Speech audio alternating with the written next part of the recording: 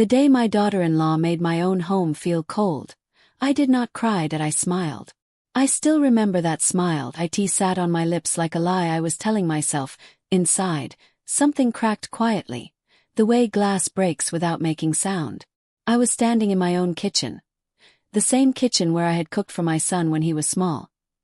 The same place where his laughter once bounced off the walls that day. The walls felt far away. The air felt heavy, and the house, my house, felt like it did not belong to me anymore. Sana stood near the sink, her back straight, her voice calm. She did not shout. She did not insult me. She did not raise her hand or her tone. She only said one sentence. "Mom, things will be easier if you stop interfering." That was all. Just one line. Soft. Polite. Sharp enough to cut through years of love.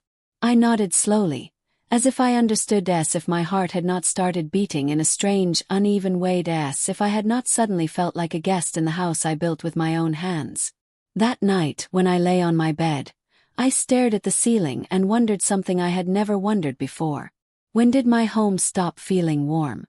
I had lived in that house for more than 30 years. I had raised my son there. I had prayed there. I had cried there. I had laughed there. But that night, the silence felt different. It was not peaceful. It was empty. The ceiling fan made a low sound. Tick. Tick. Tick. Like time reminding me that something had changed and would not return to the way it was.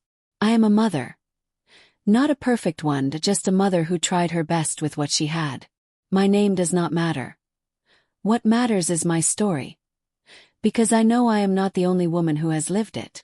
This is the story of how my son Saad grew up. This is the story of how Sana entered our lives. And this is the story of how love, when misunderstood, can quietly turn a warm home into a cold place. I did not realize it at first. That is the truth.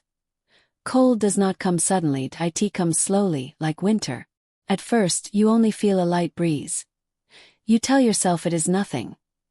Then one day you are shivering and you do not know when the warmth left. When Saad told me he wanted to marry Sana, I was happy. Truly happy. I remember the day clearly. He sat across from me at the dining table. His hands were folded, like he was afraid I might say no. "Mom," he said softly, "I found someone." I looked at his face and saw hope there. The kind of hope only a mother recognizes. "Is she kind?" I asked. He smiled. "Yes." "Does she respect elders?" "Yes, Mom." "Does she understand family?" He nodded again, faster this time. That was enough for me. That I did not ask for beauty, I did not ask for money, I only wanted peace. When Sana came to see us for the first time, she was polite. Very polite. She spoke softly, she smiled often. She touched my feet and called me Mom. That word filled my heart in a way I cannot explain. I remember thinking, Allah has been kind to me. On their wedding day, I cried the tears every mother cries. Tears of joy. Tears of fear. Tears of letting go. I told myself something that day, that I will love her like my own daughter. I meant it. With my whole heart. In the beginning, everything seemed fine. Sana cooked sometimes, I cooked sometimes, we shared the kitchen, the prayers, the space. Saad looked happy. That was all that mattered to me. But slowly, things began to shift. Not in loud ways, in small ways. Sana stopped asking me about recipes. She rearranged the kitchen without telling me. The cups I liked were moved. The spices I used every day were placed on higher shelves. At first, I laughed it off. New generation, I told myself. Then came the small comments. "Mom, Saad likes his tea lighter." "Mom, nowadays doctors say too much oil is unhealthy." "Mom, we should give the house a more modern look." Each sentence was polite. Each one was spoken with a smile. But after every sentence, I felt myself stepping back. Just one step. Then another. Saad noticed nothing, or maybe he noticed and chose silence. I still do not know which one hurts more. One evening, I overheard Sana talking to Saad in their room. I was not trying to listen. Their door was open. "Your mom worries too much," she said gently. "We need our own space." Her voice was calm. Not cruel. That is what made it harder. Saad replied in a low voice. I know. Just give it time. That word stayed with me. Time for what? Time for me to disappear. I began to feel like I was walking carefully in my own house. Watching my words. Watching my steps. If I spoke, I worried I was interfering. If I stayed quiet, I felt invisible. Some nights, I would sit alone in the living room after everyone had gone to bed. The lights were dim. The curtains were drawn. I would look at the walls and remember the past. Saad running with his school bag, his laughter, his childhood questions. I wondered where that little boy had gone. One morning I woke up early and started making breakfast. Tea was something I had always done. Sana came into the kitchen and paused when she saw me. Oh, she said, surprised. I was going to make something different today. Her tone was light. But I felt like I had done something wrong. I can stop, I said quickly. She smiled. No, it's fine. But nothing felt fine. That was when I realized something important. I was no longer needed, I was tolerated. There is a difference between the two. The cold did not come with shouting or fighting. It came with silence. With polite words, with closed doors. And that is the most painful kind of cold. The night Sana finally said those words to me in the kitchen, I did not answer back, I just nodded. Because mothers like me are trained to swallow pain quietly. But inside, a question echoed again and again. When did love turn into distance? As I lay awake that night, listening to the sound of rain tapping against the window, I realized something else too. This was not just Sana's story. This was not just Saad's story. This was my story. And I had reached a point where I could no longer pretend everything was fine. That was only the beginning. Because the real pain had not come yet. And the cold. It was about to get much colder. After that night, nothing dramatic happened, no arguments, no raised voices. Life continued the way it often does, quietly. But something inside me had changed. Once a question enters your heart, it does not leave easily. It sits there, it waits. Every morning I woke up before sunrise. That habit never left me. I would wash my face, pray, and sit on the prayer mat a little longer than usual. I asked Allah for patience, I asked for wisdom. Most of all, I asked for peace inside my own heart. When I walked into the kitchen, I moved slowly but carefully, as if the floor might crack under my feet if I stepped the wrong way. Sana usually woke up later than me. When she entered the kitchen, she always greeted me politely. Good morning, Mom. Her voice was calm. Respectful. I always answered her with a smile. Because smiling was easier than explaining what I felt. Saad would leave for work early. He kissed my forehead like he always had. That small gesture kept me going more than he knew. Take care, Mom, he said one morning. I nodded. You too, son. He did not see the way I watched him leave, as if I was afraid one day he might walk out and not look back at all. Sana and I spent many hours alone together in that house. Two women. Under the same roof. Bound by one man we both loved in different ways. In the beginning I tried hard to connect with her. I asked her about her parents. Her childhood. Her likes and dislikes. She answered politely. But she never asked much about me. At first I told myself she was shy. New bride, I thought. But as days passed, I noticed something else. She did not dislike me, she simply did not need me. There is a quiet pain in realizing that. I remembered my own early days as a daughter-in-law. I had lived with my mother-in-law too.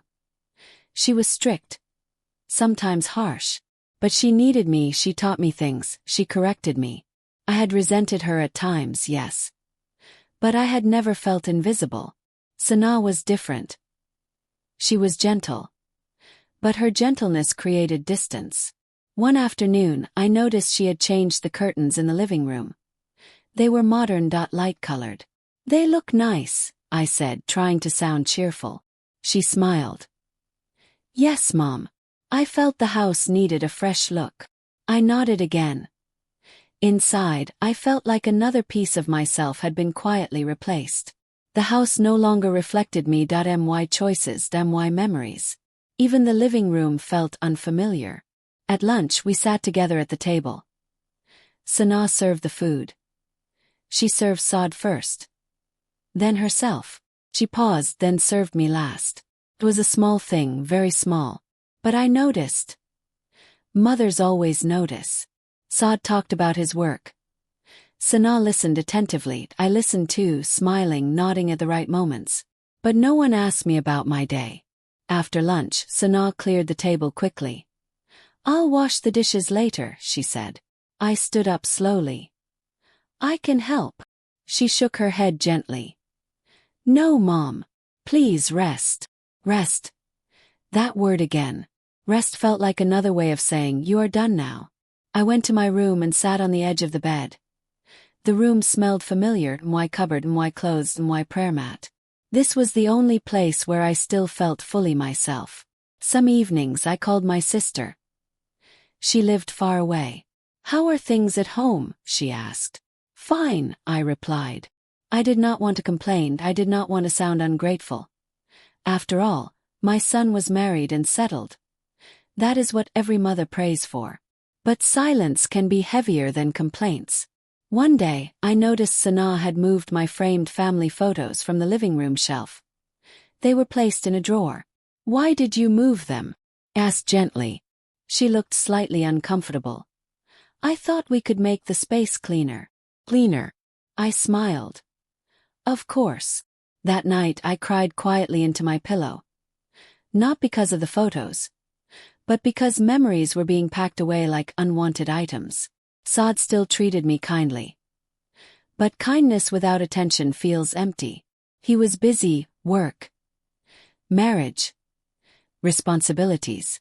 I understood all of that, I really did. But sometimes I wanted him to see me.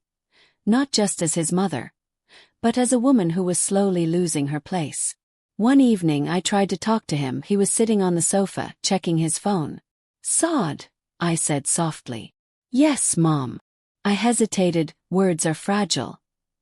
Once spoken, they cannot be taken back. "Do you think I interfere too much?" He looked up surprised. "No, Mom. Why would you think that?" I forced a smile. "Just asking." He returned to his phone. The moment passed. I realized then that timing is cruel. You either speak too early and sound unnecessary, or too late and sound bitter. As weeks passed, Sana began making more decisions on her own. Groceries, furniture, visitors. Sometimes relatives came, and Sana greeted them warmly. I stayed in the background. People praised her. "She manages the house so well." I smiled and nodded. Pride mixed with pain. I wanted to say, "Yes, she does. And I once did too." But I stayed silent. One afternoon it rained heavily. The sky was dark. The house felt quieter than usual.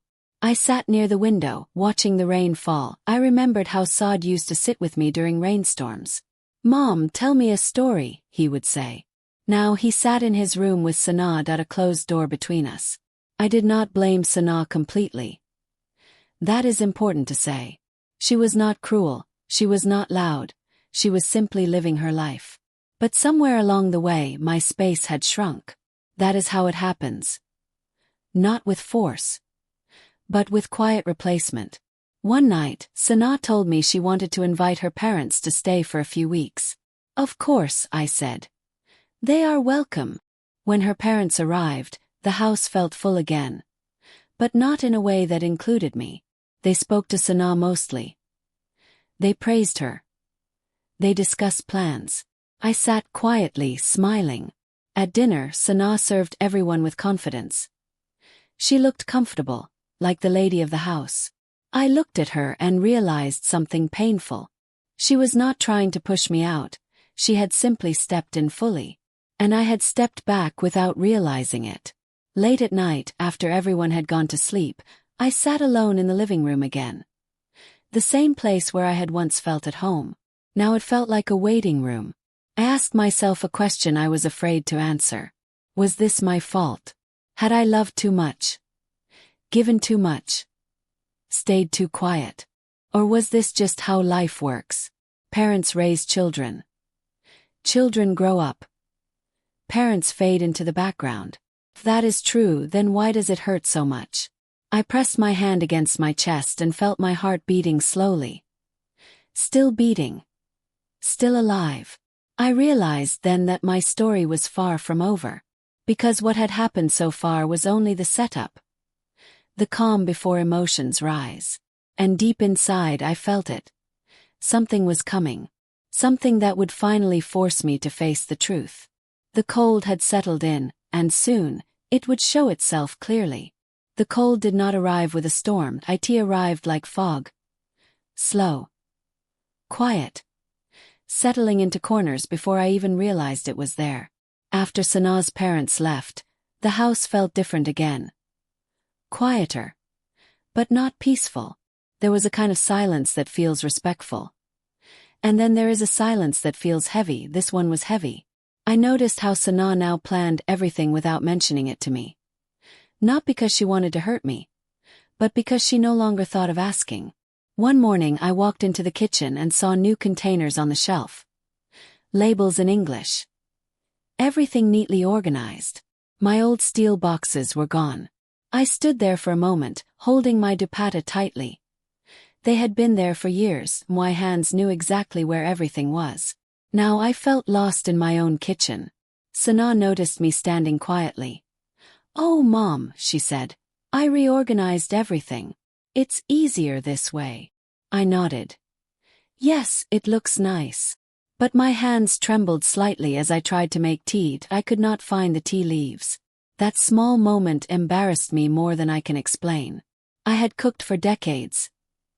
Fed generations. And now I could not find tea in my own house. That day I did not make tea again. I sat in my room instead. The door closed. The window open. I watched the outside world move on while I stayed still. Saad began spending more time outside. Work dinners. Friends. Responsibilities. When he came home, he looked tired. I did not want to add my feelings to his burden. So I stayed quiet. But silence does not erase pain, it only stores it. One evening, a relative visited unexpectedly. She walked into the house and smiled warmly at Sanaa. "You've really taken over the house beautifully," she said. Sanaa smiled proudly. I smiled too, but something inside me sank. The relative turned to me and said, "You must be enjoying the rest now." I laughed softly. "Yes," I said. But rest did not feel like rest, it felt like retirement from my own life. After she left, Sanaa came to me. "Mom, I hope you didn't mind. I didn't know she was coming." I shook my head. "No, son." Son, that I still called her that. But sometimes I wondered if she still felt like my daughter. That night, I overheard another conversation. This time, Sanaa was on the phone with her mother. "I try my best," she said. "But Mom is very sensitive." Sensitive. That word stayed with me for days. I wanted to knock on the door and say, "Yes, I am sensitive. Because I feel." But I did not. Instead, I lay on my bed and stared into the dark, wondering when being sensitive became a weakness. The next week, Sanaa suggested something new. "Mom," she said politely, "I think it would be better if Saad and I managed our expenses separately." Her tone was calm. Practical. I looked at her face and searched for emotion. There was none. Just logic. "That makes sense," I replied. But inside, another door closed quietly. This house was no longer shared, it was divided. One afternoon I fell slightly ill. Nothing serious. Just weakness and a headache. I lay down in my room, expecting maybe a knock on the door, a question. "Are you okay, Mom?" Hours passed. No knock. Later, Saad came home and asked from the doorway. "Mom, Sanaa said you weren't feeling well. Are you better?" "Yes," I said quickly. "I'm fine." He nodded. "Good." And walked away. I turned my face toward the wall and let a few tears fall silently. Not because I wanted attention, but because I realized I was no longer someone whose pain caused urgency. Small misunderstandings began piling up. Like dust you do not notice until the room feels heavy. If I gave advice, Sana felt I was interfering. If I stayed quiet, she felt I was distant. There was no safe place anymore. One day, I reminded Saad to take his medicine before leaving for work. Sana overheard. Later she came to me. "Mom," she said gently, "I'll take care of Saad. You don't need to worry." I looked at her that I wanted to say, "I will always worry. I am his mother." But instead I said, "Of course." That was the moment I realized something painful. My role had expired. I had not been fired, that I had not been pushed out. I had simply been replaced. One evening, Saad and Sana discussed moving furniture. They spoke excitedly. I sat there quietly. "Mom, what do you think?" Saad asked suddenly. I looked up surprised. "Oh, whatever you both think is best." Sana smiled. "See, Saad? She agrees. But agreement born from exhaustion is not agreement. It is surrender." That night I could not sleep. My chest felt tight. I wondered if this was what old age felt like. Not weakness, but loneliness. I remembered my mother, how she had slowly withdrawn into herself, how I had been too busy to notice. Now I was becoming her. One morning, Sana placed a note on the table. "Mom, we've decided to change the guest room into a study." The guest room had been my space sometimes, where relatives stayed, where I prayed when my room felt too heavy. I read the note twice. Decided, not discussed. I folded the paper neatly and placed it back on the table. That day I went out for a walk alone. Something I rarely did. The sun was warm. People passed by. Life continued outside. I realized I had made my entire world too small, centered around one home. One son. And now that world was shrinking even more. When I returned, Sana was rearranging furniture. "Oh, Mom," she said, "you're back." "Yes," I replied. I watched her move confidently around the house. This was her world now, and I was learning how to exist quietly within it. That evening, something finally broke inside me. Sana asked me not to attend a family gathering. "Mom," she said carefully, "it might be tiring for you. I'll go with Saad." I stared at her. Not angry, just tired. "I'm not that weak," I said softly. She looked uncomfortable. "I didn't mean." "It's okay," I interrupted. "You go." When they left, the house felt unbearably empty. I sat alone at the dining table. 3 chairs. 1 occupied. That was when I realized the rising conflict was no longer outside. It was inside me. Between my love and my pain. Between my silence and my truth. Something had to give. And deep down, I knew this quiet suffering could not last forever. Because even the calmest heart reaches a breaking point. And mine was getting close. The breaking point does not always come with shouting. Sometimes it comes with exhaustion. The kind that settles deep in your bones and tells you that you cannot keep pretending anymore. Mine came on an ordinary day. No special date. No argument in the morning. Just a day like many others. I woke up feeling unusually tired. Not the kind of tired that sleep fixes. This was heavier. I sat on the edge of my bed for a long time, staring at my hands. They looked older than I remembered. Veins more visible. Skin thinner. These hands had done everything. Cooked, cleaned. Held my son when he cried. Prayed for him when he was sick. And now they rested uselessly in my lap. When I walked into the kitchen, Sana was already there. She was on the phone, speaking softly. "Yes, Mama, don't worry. I manage everything here." Everything. She turned and saw me. She smiled politely and ended the call. "Good morning, Mom." "Good morning," I replied. I sat at the table quietly. She continued working. I waited for her to ask if I wanted tea. She didn't. I got up and made it myself. That small action felt like a victory and a defeat at the same time. Later that afternoon, Saad came home early. That was unusual. He looked serious, tired in a way I had never seen before. "Mom," he said, "can we talk?" My heart skipped a beat. Mothers know when something is wrong. Yes, son, I said, sitting down slowly. Sana joined us. She sat beside Saad, close enough that their shoulders touched. I sat across from them. Alone. Saad cleared his throat. Mom, Sana and I have been thinking. I nodded, listening. We feel that maybe it would be better if you stayed with Kala for some time.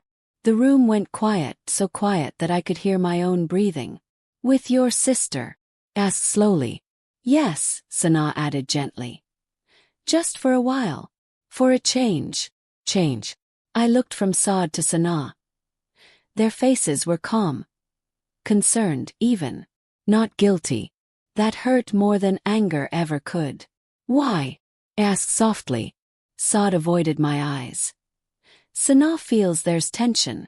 And I don't want anyone to feel uncomfortable. Anyone. Not me, anyone. I felt something inside me finally give way. Not loudly. Not dramatically. Just quietly. I make you uncomfortable. Yes. No, Mom, Saad said quickly. That's not what I mean. Sana placed her hand on his arm. We just think space will help. Space. I had been giving space for months. Years, maybe. I nodded slowly. Of course. My voice sounded distant to my own ears. I can go. Saad looked relieved. That was the moment that shattered me completely. Relief. Not sadness. Not hesitation. Relief. I stood up carefully. My legs felt weak. I'll start packing, I said. No rush, Sana replied. Take your time. Time. Always time. I went to my room and closed the door. For the first time I allowed myself to cry freely. Not loud sobs. Just tears that came without permission. I packed slowly. Each item held a memory. My clothes. My prayer mat. A small photo of Saad as a child.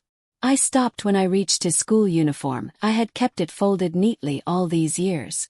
I pressed it to my chest and whispered, When did you grow so far away from me? No one answered. When I walked out with my small suitcase, Sana was in the living room. She stood up. Mom, please don't feel bad, she said. I looked at her carefully. She looked sincere, concerned. And that confused me even more. I don't feel bad, I replied. I feel empty. She did not know what to say. Saad walked me to the door. He hugged me briefly. Just for some time, he said. He nodded. When the door closed behind me, I felt something end. Not my life. But a chapter of it. My sister welcomed me warmly. She hugged me tightly. You look tired, she said. That was all it took. I cried again.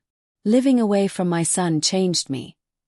Not in a bitter way, in a clear way. For the first time in years, I had space to think. To feel. I realized how small I had made myself. How quietly I had erased my own needs. Days passed. Then weeks. Saad called occasionally, short calls. How are you, Mom? I'm fine. That word again. Fine. Sana called once. Her voice was polite. We hope you're comfortable. Thanked her. One evening I fell ill again. This time it was more serious. High fever, weakness. My sister insisted on taking me to the doctor. As I lay on the clinic bed, something became very clear to me. I had been living for everyone else. And slowly I had forgotten how to live for myself. The doctor advised rest, care. Stress can do this, he said. Stress. I smiled sadly. That night I made a decision. A quiet one, a strong one. I would no longer beg for space in my own life. I would create it. When Saad came to visit me a few days later, I saw worry on his face. You should have told me you were sick, he said. I looked at him gently. You were busy.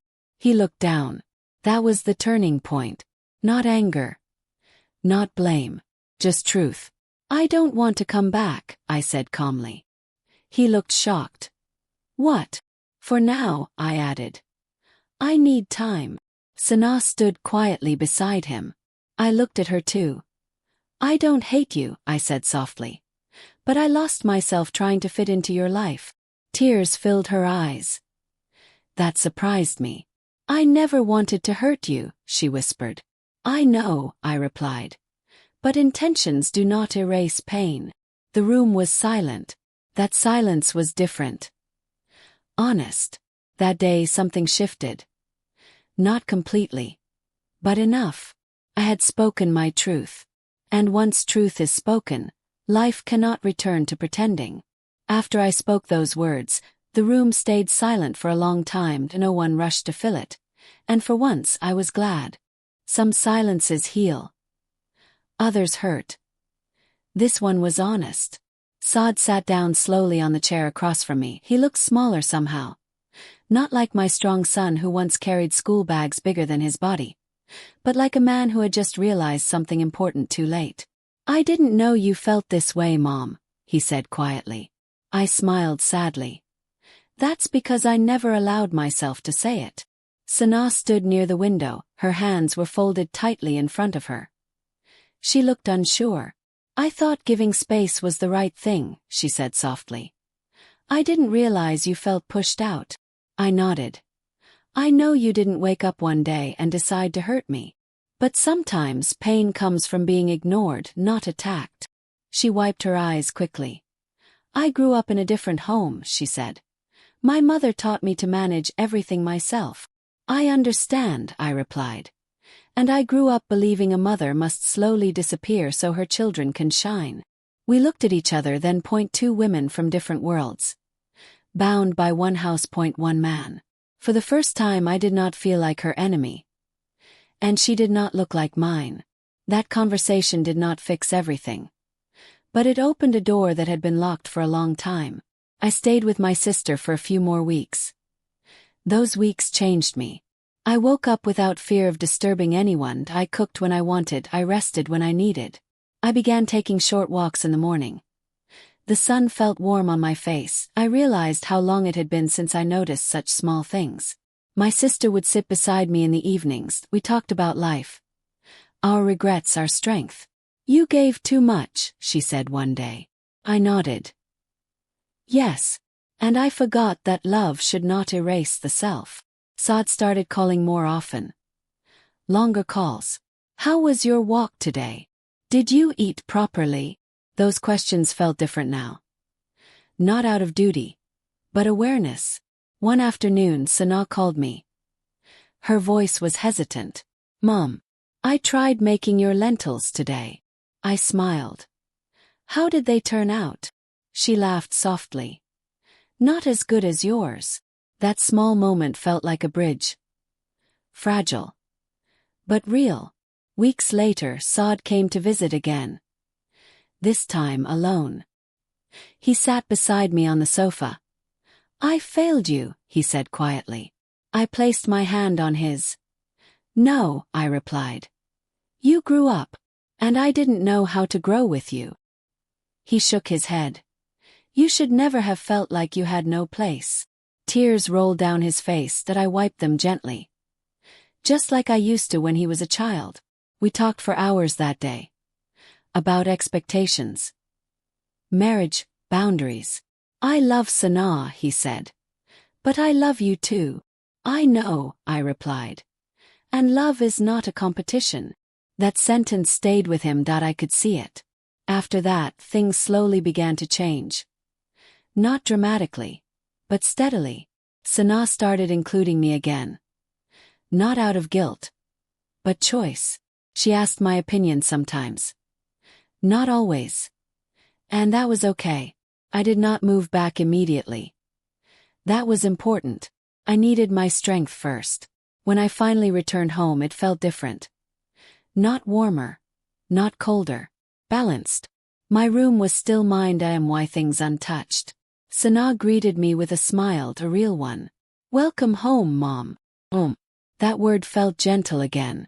I did not take over the kitchen. I did not step back either. Some days I cooked. Some days she did. We learned a new rhythm.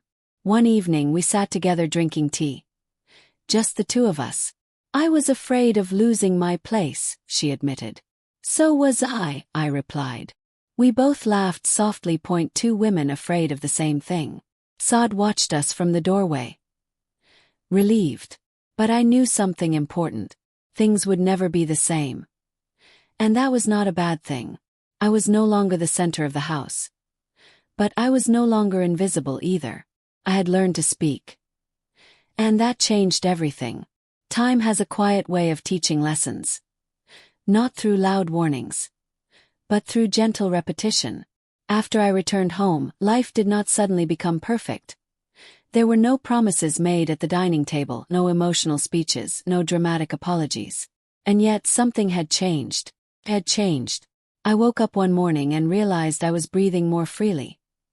Not because everything was fixed, but because I no longer carried my pain silently. The house still looked different from the one I had known for years. The furniture was modern.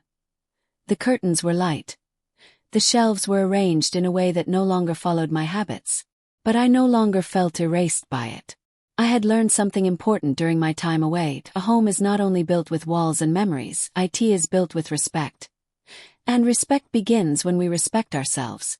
Sanaa and I began finding small moments together. Not forced ones. Natural ones. One afternoon, she asked me to sit with her while she folded laundry. We did not talk much, we did not need to. Sometimes silence can be comfortable too. She asked me about my childhood one day. That surprised me. "What were you like at my age, Mom?" I smiled. "I was tired," I said honestly. She laughed softly. "So am I." That laugh felt like understanding. I told her about my early marriage. About learning everything the hard way. About my mistakes. She listened quietly. Without interrupting. "I didn't realize how much you gave up," she said. I looked at her gently. "And I didn't realize how much you were trying to build something new." That day, I saw her not just as my daughter-in-law, but as a woman trying to find her place. Just like I once had. Saad began making small changes too. He started sitting with me in the evenings again. Asking my opinion. Not out of obligation, but care. "Mom, what do you think about this? Mom, will you have tea with me?" Simple things. But they mattered. I did not cling to him the way I once might have. I did not demand his time. I understood now that love grows better when it has room to breathe. There were still moments when old feelings returned. When Sanaa made decisions without telling me. When Saad forgot to ask how my day had been. But now, those moments did not break me. I reminded myself gently that I exist beyond this house. I began reconnecting with myself. Reading. Walking. Praying with intention, not desperation. I found joy in small things again. The smell of morning tea, the sound of birds outside my window. The feeling of sunlight on my hands. One evening, Sanaa knocked on my door softly. "Mom," she said, "can I come in?" I nodded. She sat beside me on the bed, her voice was quiet. "I want to say something," she said. I waited. "I was afraid," she admitted. "Afraid that if I didn't take control, I would lose myself." I listened. "And in that fear," she continued, "I didn't see that I was pushing you into a corner." I reached for her hand. "We both did what we thought was right." She looked at me with tears in her eyes. "I don't want this house to feel cold for you." I smiled gently. "It doesn't anymore." And that was the truth. Because warmth does not come from control, it comes from understanding. Life slowly found a rhythm again. Not the old one, but a new one. One where I did not need to prove my importance. And Sanaa did not need to defend her place. We learned to share space without competition. Some days were still difficult. Healing is not a straight line. But now we talked. We listened. That made all the difference. I often think about the day I left the house with my suitcase. How broken I felt. How empty. At the time it felt like the end. Now I see it was the beginning. The beginning of my return to myself. I learned that silence does not always mean peace. Sometimes it means loss. And speaking softly does not make you weak, it makes you visible. To every mother who feels like her home has grown cold, I want to say this.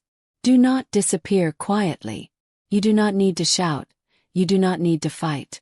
But you do need to exist. Love does not require self-erasure. And motherhood does not mean lifetime sacrifice without rest. Children grow. They build their own lives. That is natural. But a mother's heart still needs care. Today, when I sit at the dining table with Saad and Sanaa, I no longer feel like an extra chair. Feel present, not because everything is perfect, but because I am honest. My home is warmer now. Not because it looks the same, but because I no longer feel alone inside it. And if there is one lesson my story carries, it is this. A home only turns cold when love is not allowed to speak.